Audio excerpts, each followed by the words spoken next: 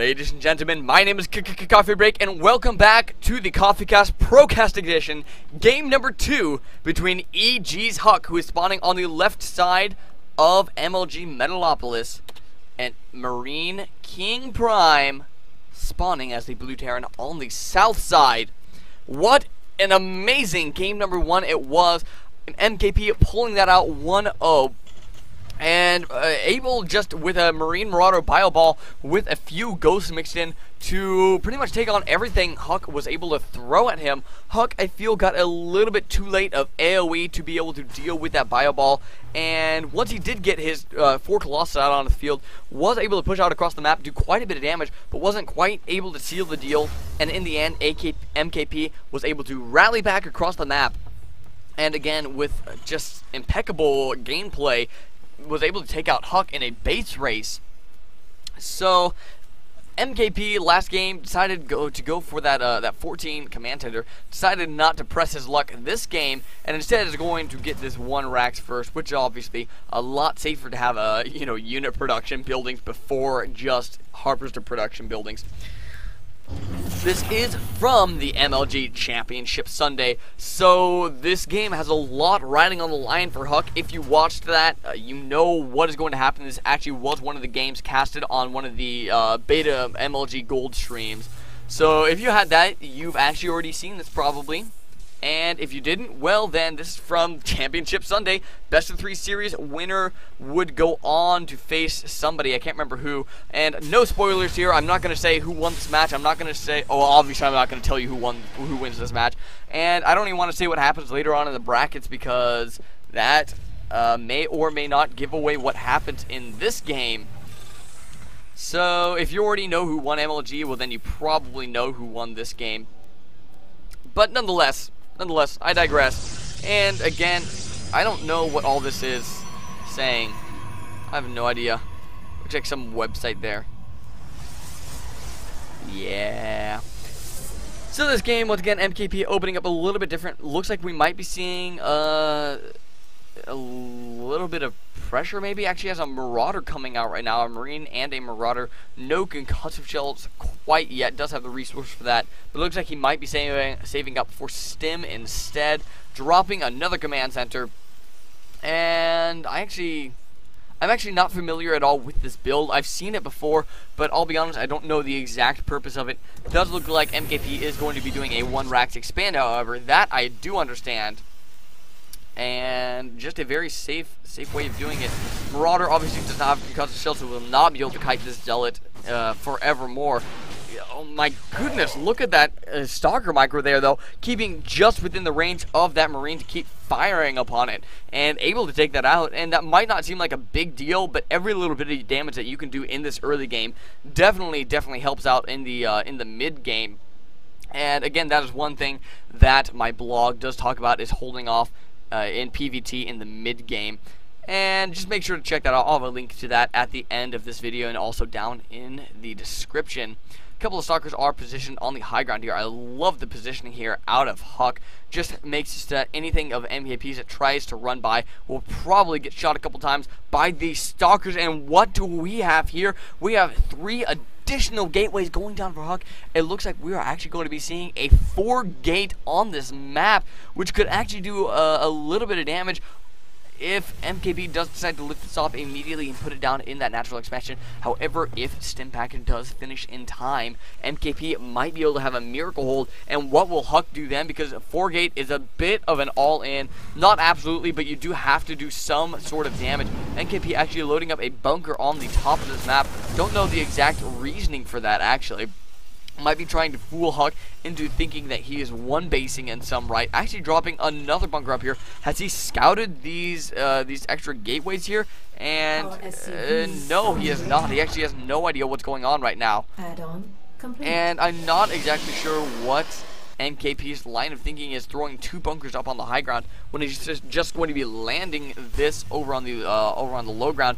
And Huk faking the expansion here. We saw last MKP saw there was a Nexus going down there, but canceling that now, laying down a forward pylon, and now Huk has a lot of units over in MKP's expansion, and now the 2 bunkers on the high ground are totally worth it. I don't know if MKP had some go-to sense going on there, but he is going to love having those bunkers here. A lot of units, jumping out of the outside of that bunker to stop the units from focusing that down for a moment. Beautiful micro there. Does not have stim pack quite yet.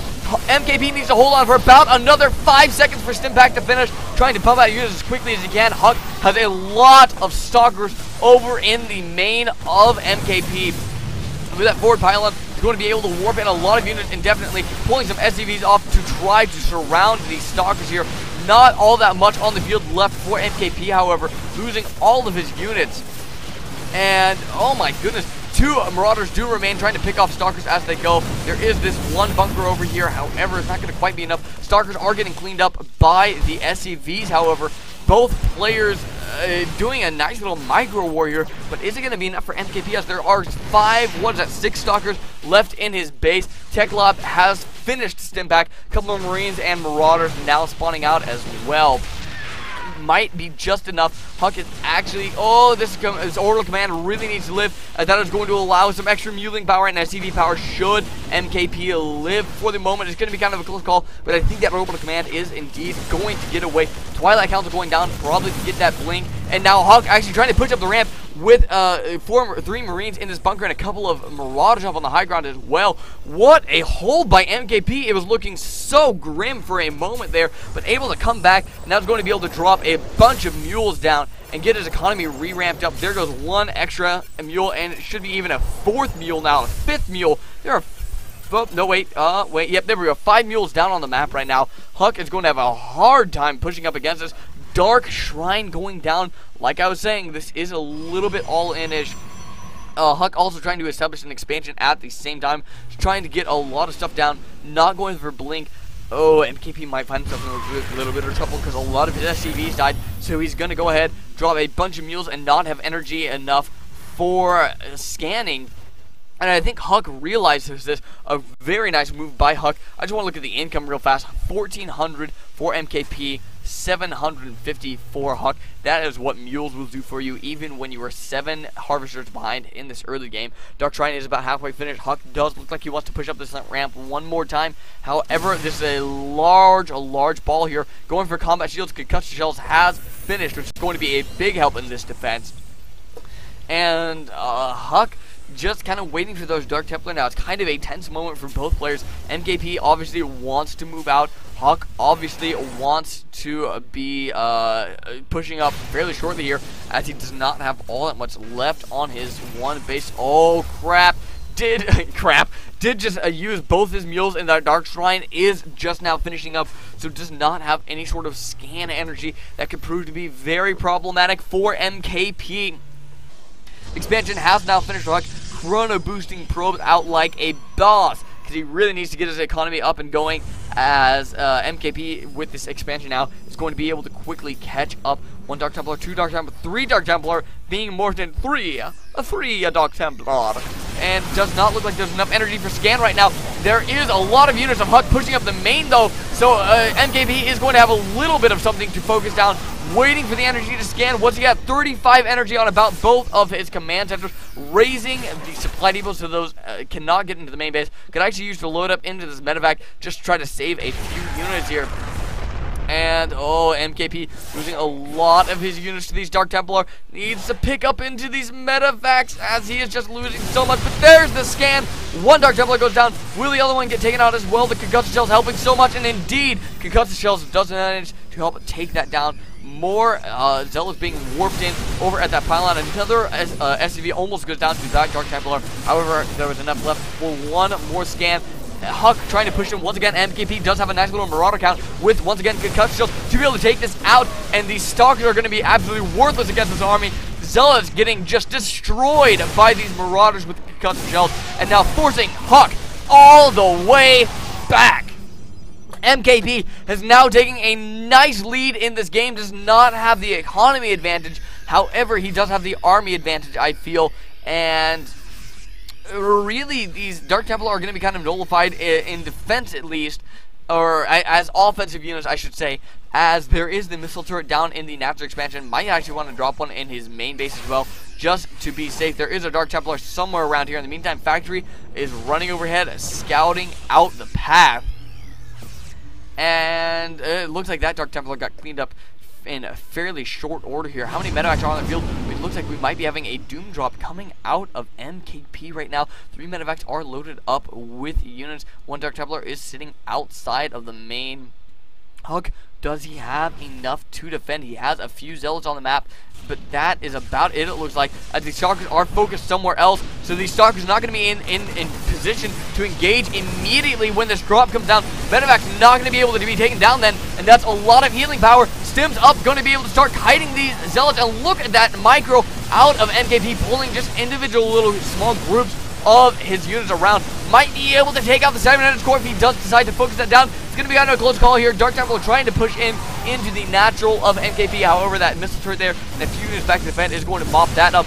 HUK trying to hold a miracle here, but I don't think he's going to be able to. All of his units being picked off as soon as they warp in. One last Dark Templar trying to get onto the field. However, is there enough for his scan? Not in the current moment, but it doesn't matter. There we go. There's the scan. And now there's a huge ball of Marine Mirage in the main of HUK. 89 to 44 supply. HUK losing so much, and he is forced to GG out of this game. MKP taking out HUK 2-0 in the winner's bracket here. What a beautiful 4-gate defense by MKP, holding on by the skin of his teeth before finally being able to rally back, get the missile turret down for detection against those Dark Templar, and push out with a doom drop, and was able to take out his opponent. And HUK, no easy adversary to eliminate. That doesn't mean that HUK will fall to the loser's bracket. He is not out quite yet. Don't know if I will be able to find any of those games. MKP does advance to go play, I think, DRG at this point. And that also was a very, very exciting matchup. That is one I did see. Excuse me. So, final announcements here. If you have not, go to coffeebreak.blogspot.com. That is coffeebreak with a 0.blogspot.com. And the link to that will be down in the info section. That is where I complain a little bit about becoming an amateur caster. The most recent one is staying up with the scene and how that can be kind of a difficult thing. You know, I keep up with MLGs, but not the IPL, not NASL. And so I feel a little bit behind in that right. And my discussion for the gameplay is PVT holding off Terran in the mid-game as a Protoss player. And I do apologize, a lot of my blogs are Protoss-centric as I do play Protoss, so that's just kind of that knowledge base I have. And I don't necessarily feel entitled to write about Zerg or Terran all that much because I would probably botch it up. But I will try to find someday something to write about for you Zerg and Terrans, because I do try to be an equal opportunity employer. With that, I'm going to go ahead and head off here. Thank you for tuning in here. Subscribe and comment. There is a button for that. Or at least for subscribing. Comment below. And yeah, until next time, folks, this is Coffee Break, signing out.